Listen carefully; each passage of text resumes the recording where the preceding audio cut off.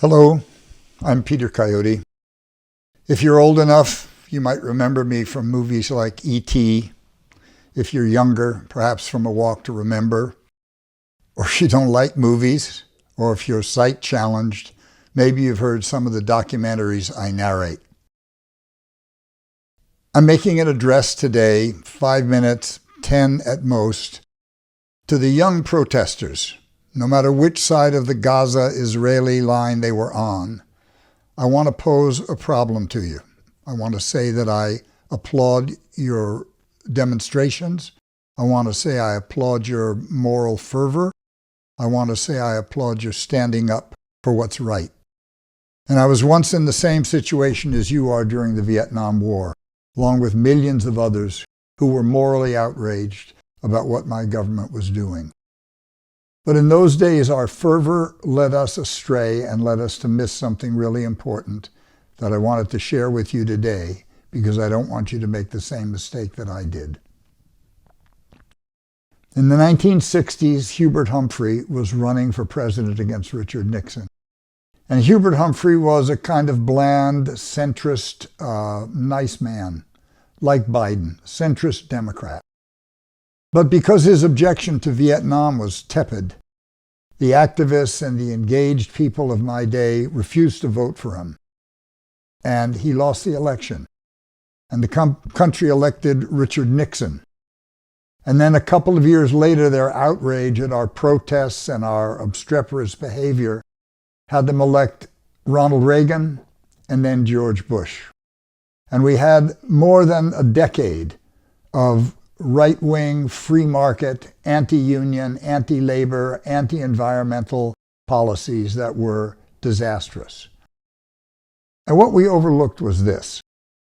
There's a line in any election. And on either side of that line, there's a spectrum of possibilities. So on the Democratic side of the line, I was on the extreme left wing of the spectrum of possibilities. And Hubert Humphrey was on the far right edge, or maybe the center edge. I'm less angry at him today.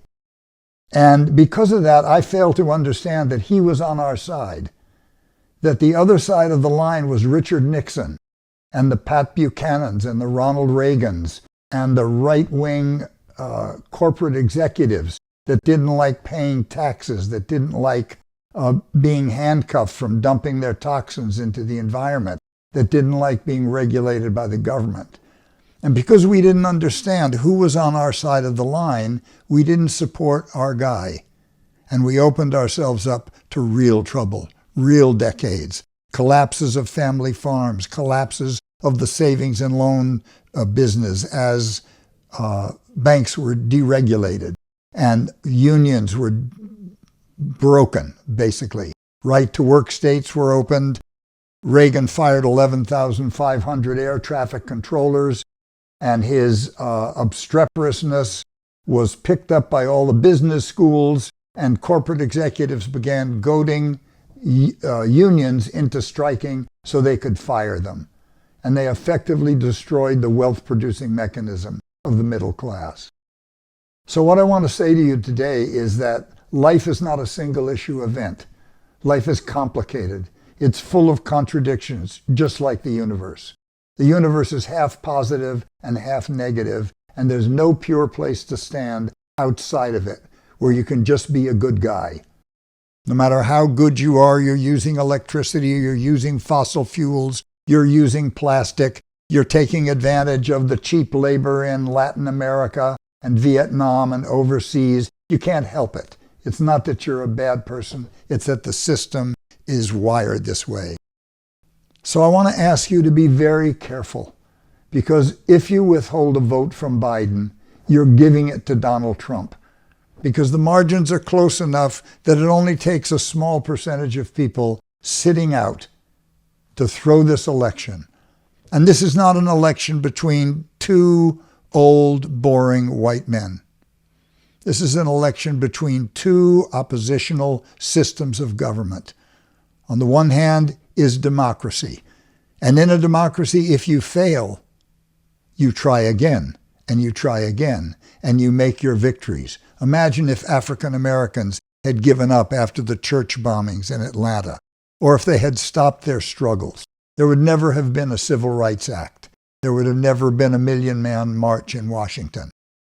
So that's what democracy affords you. On the other side is autocracy. And when you're out of power, you're permanently out of power. There is no appeal. You can be like Russians, demonstrating in the street and having your photographs taken, having yourselves beaten, be thrown in jail, and there's no easy way to get out. So let's not make the perfect the enemy of the good. Let's remember what Biden has done during his administration through very bad times. Let's remember the billions of dollars of interest he's canceled from student loans. Let's remember him resurrecting the pandemic agency, getting vaccinations out to whoever wanted and needed them, keeping businesses afloat so they wouldn't have to fire their employees, bringing battery construction back to the United States, bringing solar panel construction back, passing the infrastructure bill, which is, as we speak, paying union wages to repair streets and bridges and infrastructure. These are all the things we get. Don't sacrifice those things because you're angry about his behavior in Gaza. I find it abhorrent, but I also know he has the Israeli lobby, the American Jewish lobby on his back, and they're powerful and they're dedicated and they're single-issue voters. So if he's bad on Israel, they'll throw him out. So we need to be not only the morally upright ones, we need to be the sophisticated and nuanced ones to say, okay, we're going to keep you, Biden, but we're never going to stop fighting with you to make America the country we want it to be. Please just think about that before you pull the lever. Thank you very much for your attention.